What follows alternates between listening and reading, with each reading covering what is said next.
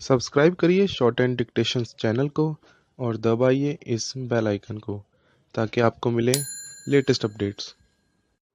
Be ready. 5 seconds. Start. Sir, I am grateful to the honorable member who have made their contribution while discussing the performance of the Ministry of Commerce. Sir, this house has its own limitations, particularly in regard to the discussion of a subject with reference to the demands for grants. But we have been able to have a discussion on this particular ministry after quite a few years. And the advantage is that when the demand was discussed in the other house, after that the import export policy for the year 1998-99 was announced, the honorable members had the opportunity also to keep that policy at the back of their minds while making their observations on the functioning of the ministry. Sir, it is known to the honorable members, so far as our international trade is concerned, the year which we just passed was really a difficult year. Naturally, the members have expressed their concern over the widening trade gap, the growth in imports being in the neighborhood of more than 20% and growth in exports much less than that. In absolute terms, it is not yet possible to indicate the firm figures, but the trade gap worked out to be anywhere between rupees 4500 crores and rupees 4800 crores. The reason is also known to the honorable members. So far as petrol and petroleum products are concerned, the full impact of the price hike was felt this year. Nearly two-thirds of total export earnings are being spent on importing petroleum and petroleum products alone. There too, the scope of the maneuverability is extremely limited. As the honorable members are aware, the total import of petrol and petroleum products is almost inelastic for the last few years. In absolute terms, we are keeping the quantum almost at the same level, though we are paying much more, and that too, according to my assessment, is also irreducible minimum because we want to maintain our agricultural program. We have to energize our pump sets, and diesel is a must. It is necessary to maintain the national transport service and at the same time to provide kerosene to the large number of villages. Import of fertilizers is absolutely a must if we want to maintain our agricultural program.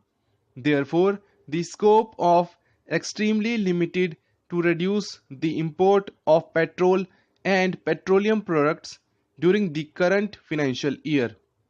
And in that context, the strategy which has been worked out is to have a vigorous export effort, reduce our dependence on imports for the areas where we can, and thirdly, give encouragement to import substitution. So far as exports are concerned, it is known to the honorable members even up to 1995-96 we were having a reasonable growth rate in the neighborhood of 24 to 25%, particularly for the last 3 years, but we could not maintain that growth rate in the next 3 years. Again, it has started picking up.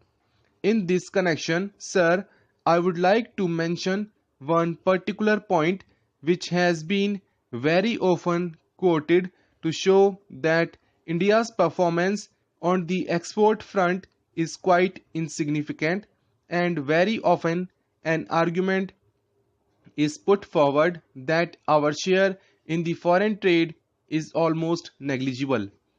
I do not deny it. From the early 50s, when our share in the international trade was roughly 2%, it has come down to almost half a percent today.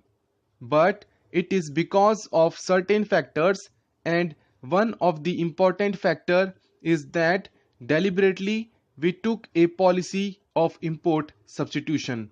Secondly, the share of a particular country in the international trade and world trade is not so much relevant. What is more relevant is the percentage of exports. If we look it from the angle, we will find that if I understand the figure correctly, and I hope I have the figure with me, therefore there has been a qualitative change. We are not happy. We want much more growth.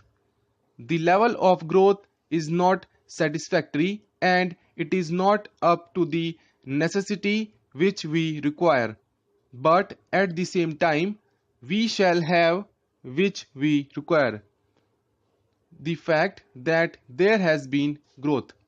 And in this connection, very often it is pointed out that whatever growth is there, it is mainly because of the inflation. In value it has increased, and in quantity it has not increased. I would like to quote some figures to point out that there has been an upward trend in value, and there has been an upward trend in volume also.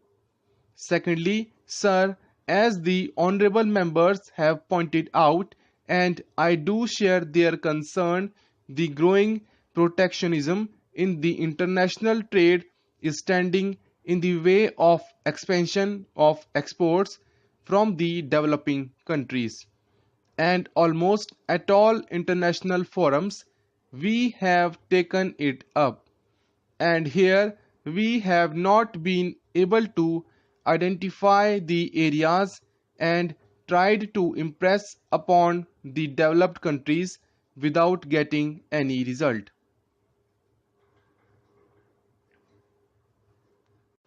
Be ready.